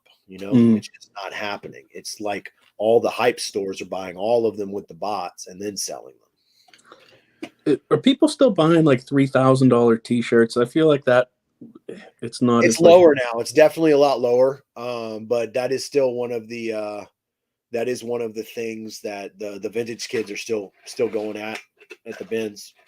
Like I didn't know if like Whatnot took that away from like because I remember like people would do like Instagram like live selling. I don't know if like that all switched to Whatnot or what the story is, but yeah, that was nuts. Like people buying Instagram shirts. Trying to figure out how they can monetize that too, because I used to do Instagram story sales. The hard part is it's like having to track down those people and like make them pay. Yeah. I used to sell Pokemon cards on my Instagram story all the time. Like not with this account, but like, and that was the worst. Like getting everyone's orders together, sending everyone totals, getting different messages at different times. Like, oh, this person's in a different country. Because I was selling Pokemon cards. They'd just go in an envelope. I was shipping all around the world. Like, oh, this person lives in Australia, and I got to get up at 5 a.m. so I can talk to them before, like it's just like I don't know. Yeah, I don't want to chase anybody down. And then another thing, like again, where I stand on Whatnot. Here today, gone tomorrow. I think it's going to be great for action figures and people that sell collectible cards and collectibles in general. But it is fluctuating the market for certain things, because some people who have a huge following might jack the price. The price might get jacked up on a shirt that's really like a $10 shirt, and now somebody's buying it for 100, 150, and then people are going to think that in other resale markets like eBay, Depop, Poshmark, well, it's sold for 150 on Whatnot, and I'm like, well, no, it got pushed up because that person has a huge following and those people fought for it, but it doesn't mean its value is that, But again, if somebody's able to make $150 on a $10 shirt on Whatnot, I'm not knocking them. That's awesome that you've grown the following to be able to do that people support you that much. It's the same thing I say about people that have courses and sell Patreon groups and all that. Like, however you make your money, go for it. I just personally, I don't think it wouldn't be something that I'd be into. And I don't know. But it changes the way the market is, honestly. Yeah, I never thought of it that way. I just always thought back to like Instagram stories, and I'm like, I feel like I've seen less $3,000 shirts in the past like couple Yeah. months. So Whatnot is Yeah, I guess it basically is. Whatnot is like basically Instagram Live, but they've connected it to where whoever says I want it, they actually have to buy it there, and they take all the hassle, so you don't have to go searching for these people. Which is great because it's a giant freaking headache. That's why I don't, like I'll post the hats on Instagram, but they're going to go to the Etsy store and buy them because I don't want to have to track people down for money. Like that's, I'm not a repo man.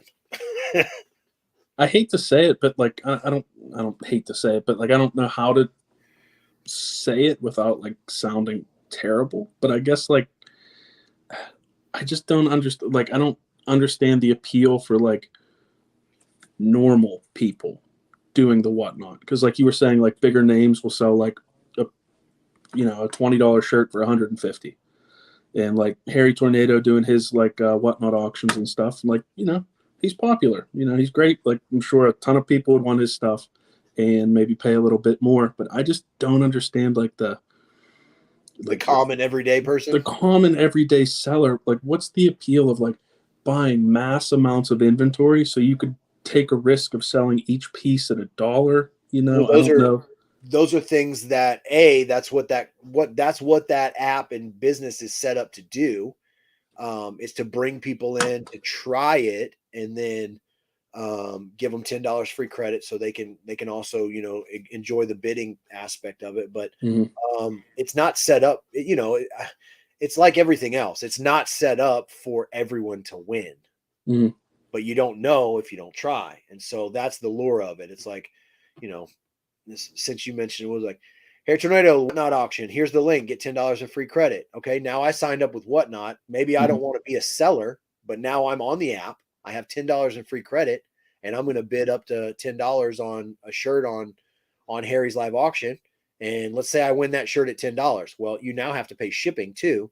So Whatnot's, they make a little bit. And that's just, it's not for everybody, but you can't know if it's for you unless you play the game. Yeah. So that's again, I think the big buzz. Everybody's going to jump in, and then everybody's going to try and do Whatnot auctions, and then you're going to find out real quick if it's right for you or not. It's just like me. I was like, oh, I'm going to sell on Poshmark because why not? And then I realized it's not for me. And you just again have to be able to accept that and move on. Now, why isn't it for you? Like, is it like the sharing aspect, or? Yeah, I just don't like the social setup. Like this is where I can be social. Instagram is where I can be social. I don't want to engage with you on Poshmark or on Mercari or on eBay. I just want you to buy my stuff. If you have a general question, it better not be something that's in the photos or in the description, because my response will be sarcastic. But if you have a general question that maybe I didn't include, or like, hey, is that a stain or is that just the lighting? That's something that I'll be like, oh shit, did I miss a stain? Yeah. But if you're just like, hey, what are the dimensions? I'm like, photo 6 and 7, idiot. They're not going to buy anyway. I just called them an idiot, but it's too engaging to be sociable, and I don't want to be sociable. I want you to buy my stuff. Yeah.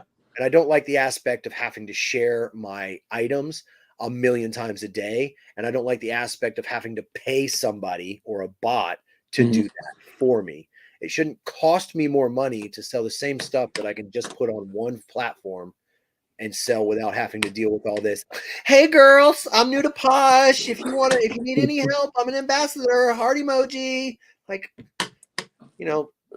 I have like a standard script that I used to just reply, because again, it's just my personal taste, but and also I'm sarcastic, and by nature I'm an a-hole, but I always had like a copy and paste response, because you'll throw up a listing and then you'll have 10 people comment the same stupid paragraph about welcome to Posh. If you need anything, let me know. Also, I'm running a 25% off sale, kissy emoji, and you just auto reply with I hope you get hit by a train. Like, just each listing is like an Instagram post, then like people can comment. And they enable comments, and like, so you just get flooded. And of course you can just avoid all that, but it's just, I open the app and it'll say I have like 627 notifications, because I don't turn notifications on anything, because I don't generally care that much except for eBay.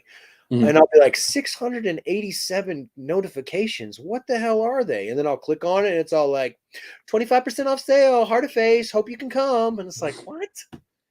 I signed up for Poshmark and I went on like a few hours later and I was following like 900 people or something. And I was like, I don't like that. I don't like the messy of like, I can't control. And I try to delete them and then there'd be more. And I'm like, I don't. That's the other thing. It's like, why do I need to follow you? I'm not buying, I'm selling. Yeah. So I just, I was just curious because, I never really got into Poshmark. And I know we were talking about like eBay, like they want a lot of your attention. I'm like, what's the difference between like giving Poshmark and eBay attention? But I didn't know that you had to like pay to share stuff. And like, you have to be engaging, but it's at an annoying level that doesn't yield the results that I want. So again, there's people that crush it on Poshmark. How? I don't know. I guess they have somebody that's doing it, or maybe they're doing it themselves, or maybe they're just, better at communicating than I am. But I don't. It just, again, you've never seen the show, so you don't know who I'm talking about. But Nick Offerman plays Ron Swanson. He's a boss on Parks and Rec. You need to start it. I think you'll really like it. What's it on? Like, is it like a like? Might be on Hulu. Okay, I have Hulu. He's having a conversation with one of his employees, and she's trying to talk about how she wants to do this outside of work, but it's going to take a lot of time, and so she's worried that her duties at work might diminish, like she might not be as good as she could be. And he just says, never half-ass two things, whole ass one thing. And that's just like, I know it's a sitcom, but like that's how I look at when people spread out their stuff into all these different platforms. It's like you're half-assing on Posh to Mercari to blah blah blah.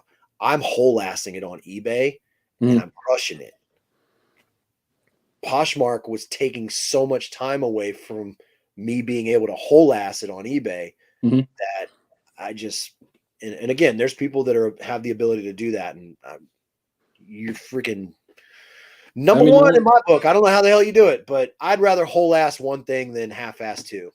And no one can say you're wrong, because I agree with you, but like eBay has more users than any other. Again, that's the other thing. Like 187 million people monthly on eBay, 6 million on Poshmark. Like just from a standpoint of numbers, you're going to sell more on eBay if you just concentrate on it. It's 10:51 here. My neighbor, we got a new downstairs neighbor. He's down there hanging pictures or something. Nice. I don't know. So that means we have about 8 minutes left. I'm going to do some jumping jacks whenever we get off of here. Can you do it as a YouTube live or Instagram live? All of his pictures will be off the wall. Just be like this. So we got a new neighbor downstairs, and then just start jumping and just be like, welcome to the neighborhood.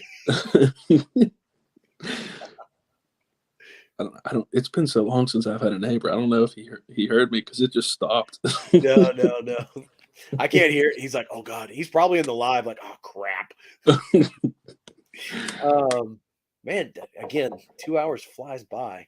Yeah. Did we hit all your talking points that you brought or your notes? Yep. Okay. I kind of like morphed some of them together, but that is all of them. I love how you have like an old school like detective like bop. That's so cool. And a very cute dog pen. Boom. If you're doing it right on eBay, no need for Poshmark. Right. That goes for almost everything in life. If you're doing it right in marriage, you don't need a side chick. No. Or vice versa. You don't need a side dude or, whatever. You held that cough throughout the whole show. Oh, dude, it's been right here. Oh man, so like I got some like chest rework done. So it is like crunchy, like just disgusting. And then at night, like I have the ointment on it, and then my beard just like it's stuck in it. Yeah. So I've been tying my beard up in a scrunchie and doing like the sumo thing at night. and I wake up and it is so gross and frizzy. Crunchy, so it's starting to scab, get itchy. Oh, it's the worst. Oh, that's And then the worst. like the way that my body heals with tattooing is different than almost everyone else. Like what I do is I just fill up the tub with as hottest water as I can stand, and then I just soak in it and I let it pull out the white blood cells, which is the plasma. I just let it pull that plasma out, and then that's what holds in the color. Like I show people all the time, like I haven't touched my arms in like almost 20 years, and they're still very bright. Like it's just my body. I learned very quickly, like Neosporin, vitamin D ointment, all that stuff just causes me to have tattoo acne, and it makes it really nasty. So I just use hot ass water, which apparently that's what they do in Asia for tattoos anyway. So it works. Stacy didn't like that whole side chick. Girl, I got too many damn kids to have a side chick. I ain't got no time to do nothing. And he said Mike probably gives the best hugs. I would probably go on record saying you're probably the best hugger in reselling. Yeah, I've been told by many people I give the best hugs. Nice. That's awesome. Guys in the chat that are still here, we got about 5 minutes. We're going to wind down. If you have anything you want to throw out, again, if you're watching this on the replay and you made it this far, thank you. If you haven't subscribed to the channel, we do this every other Sunday, and then every Wednesday at 5:30, I drop a Ben's Haul video. Mike, not too much on YouTube, but he's a freaking rock star on TikTok. And that's whenever I go on Tuesday, whenever I go, I'll like check in like Marcus's live, and he'll be like, "Oh, we got a celebrity in the building." Yeah, I have like 50,000 followers. Like, there's people with hundreds of thousands. Like, I'm not. But they don't give the best hugs, do they? Good point. I think you undersell yourself, my friend. You undersell yourself. And not only does he have 50,000, like that's a small number, he is not monetized. He doesn't make money off it. He just does it for the love. Yeah. Yeah, I don't want to stress myself out with it. So I'd rather stress myself out financially and try to make all my money on eBay instead with my 4-5 sale weekend. Devin coming through. Oh, the hat giveaway. 4 minutes left. I think we got the reminder and the first one in the chat. I think. You think we should just give it to him? I mean, you're picking the winner. Yeah. He was the first one in the chat, and he was the reminder of the hat giveaway. Should we just? Yeah. Chad, is that fair? Should Devin win the hat? The rest of y'all could get one. I have like 7 available at the Etsy store. I mean, I'm okay with that if the chat is. You know what? We'll let the chat decide. Oh, Zach only stuck around for the giveaway. He's like, I had you guys on mute the whole time just waiting for the hat giveaway. Zach, you spike your hair. How are you going to wear a hat? I've never seen him with a hat on. You know what? Now that you say that, I don't think I've never seen you with a hat. Keith's like, what? Devin could buy it. Oh, Annie's in office. Look at Stacy trying to pad it on. Look, I'll put it up to the chat, guys. We'll do it like Drew and Joey do. If Devin should get the hat, drop. You pick the emoji. I don't know what this stuff is. A hat emoji. There we go. How about that? Let me a thrift bag. We're trying to make some new ones right now. What colors? Whatever. I'm trying to find this. She said Zach can afford it. Yeah, he's a freaking millionaire. He can afford it. You could buy that. I need to flip the world IKEA bag in that green color, like that lime green color. Oh, the teals? No. Like on your hat. Oh, like this. Yeah. So we just do with whatever IKEA comes out with. So, you know, the blue's the standard, and then they do 3 seasonal colors a year. So I try to stockpile those because those are resellable as it is. Oh, no way. I thought you so you're going to IKEA and then printing it on the bag. Yeah, no, I don't go to IKEA. Yeah, I literally order them in hundreds from IKEA's website and have them shipped directly to the printer. Oh, wow. Yeah, I thought you picked your colors and stuff. Oh, no. I wish. No. So IKEA drops seasonal bags. Like they do the Pride one. They'll do this year they did Tiffany and then the pink. Those are resellable. I got the pink. Yeah, those are resellable as it is. Just the bag alone resells because they sell out so quick. But We are finding my buddy is going to be the one that's going to start printing those. So I'm going to just order a bunch and send them to him. And he's going to start doing those. And maybe if I can convince him, he's going to create a Flip the World web store, and he's going to hold all of our stuff. And then when it sells, he'll ship it out. Mm-hmm. So I don't see anybody disagreeing with Devin winning the hat. So my man, I guess you won the hat first in the chat, and the one that remembered the hat. He was here for an hour and 58 minutes before the show started. Oh yeah. Oh no, I'm just saying, like, he was here for the whole show, first one in the show. Come here. I think he deserves it. Come here. I talked about you. Let me show everybody. Oh my God. This is our tank. This is Max, the blind Boston Terrier. This is Basil, the Pekingese with no teeth. Basil. Max can't see you, but he says hi. Max is a rectangle. He looks like a pig. All right, old man, you're killing me. Oh God. All right, so Devin, drop me your address, and you win the hat. I'll get it sent out to you. Everyone else, I'm working on the bags. Trust me, everybody hits us up all the time. Our guy that was making them decided he didn't want to do it anymore because he was burning. I would have to, let's say I was going to sell 24, I would buy 30 so he could mess up 6 to figure out how hot to press them. Yes, see, there we go. Oh yeah, she won that 4-foot fish we gave away. Oh yeah. Which one day you can resell for a good. Oh, okay, Max. Okay. That's the 2 hours is over. So anyway, guys, if you want a hat, we got like 6 left in the Etsy store. Thank you for watching. Max says get off the air, and you got anything to close with? Nope. All right, you guys have a productive week and keep grinding. Keep throwing those listings up. And Mike, we're going to get you doing more than $250 a month, my friend. Yeah, I definitely do. Now that we talked about it, the numbers just don't make sense. Like $30 investment to make a possible 100 or hundreds, or maybe even $1,000 extra dollars a month. Like it's well worth it. It's doable, and you could just put it into where I'm sure you're set up to where your eBay balance pays for your shipping anyway. Yep. So every month it'll just come out of that balance anyway. So it's not like you're really losing that money. Plus, when you get a store, you get a 20. If you do the basic store, Max, I'm trying to talk here. You get a $25 supply coupon, $25 off supply coupon that you use every quarter. So like me, I just used it, and I bought 100 eBay poly bags that I do my class stuff in, and it cost me $2.30, and I got 100 bags coming. Okay. That's all I buy from eBay. I love those poly bags.